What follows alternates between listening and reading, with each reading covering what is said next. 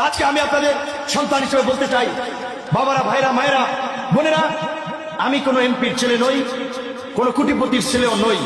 সাধারণ কৃষক, সাধারণ নিম্নবিত্ত পরিবারের সন্তান।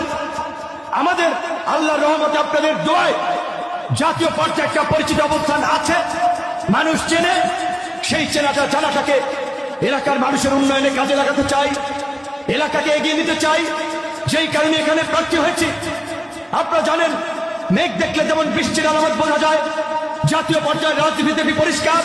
দেশের জনগণ বিএনপির উপরে আগামীতে আস্থা রাখতেছে, বিএনপি সরকার গঠন করতে যাচ্ছে। এই জন্য আমি যেন সরকারের সাথে থেকে এলাকার উন্নয়ন করতে পারি, তাই বিএনপির সাথে জোট করে নির্বাচন করছি। কিন্তু আপনারা যদি ওই দিকভ্রান্ত, পথভ্রষ্ট লোকের পেছনে ছোটেন, তাহলে আমার কিচ্ছু করার থাকবে না। আপনারা এলাকা যেভাবে 50 বছর বঞ্চিত ছিলেন, সেই একইভাবে বঞ্চিত থাকবেন। আজকে আপনারা লক্ষ্য করবেন, বিপিসি মাঠ, স্কুল অ্যান্ড কলেজ মাঠ, বলাচিমা সদর ইউনিয়নে একটি প্রোগ্রাম ছিল, কানায় কানায় পরিপূর্ণ। আমখলার এই কলেজ মাঠ এই রাত্র 10টায় নারী পুরুষের উপস্থিতিতে কানায় কানায় পরিপূর্ণ। আমি জানি এর মতো আরো অর্ধেক লোক নানান কারণে বাসা বাড়িতে সমস্যা, ছোট ছেলে মেয়ে, বয়স্ক মানুষ আছে, গরু ছাগল বান্ধে হাঁসপুরা আছে, এই সমস্ত অনেকে চলে গেছে, দীর্ঘক্ষণ থাকতে পারে নাই।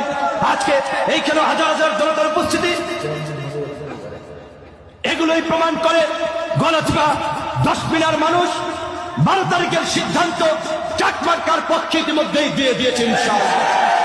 এবং এই গণজোয়ার দেখে দিগ্ভ্রান্ত হয়ে নানান ধরনের কথাবার্তা বলছে। তবে আমি জানি না সত্য কিনা, শিবনুভাই মস্তফার খোঁজ নেব।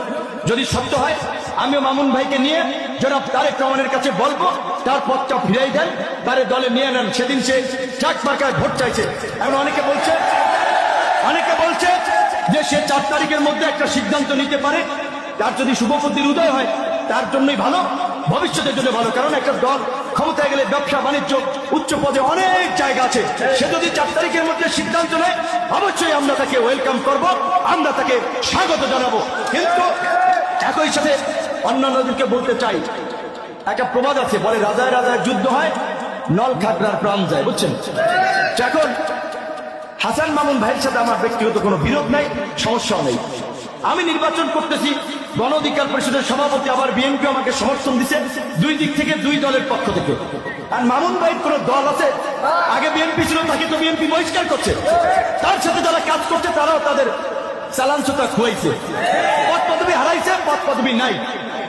দল জোটের প্রার্থীকে জেতানোর জন্য যারা জোটের প্রার্থীর পক্ষে কাজ করছে, নেতা কর্মীরা যেন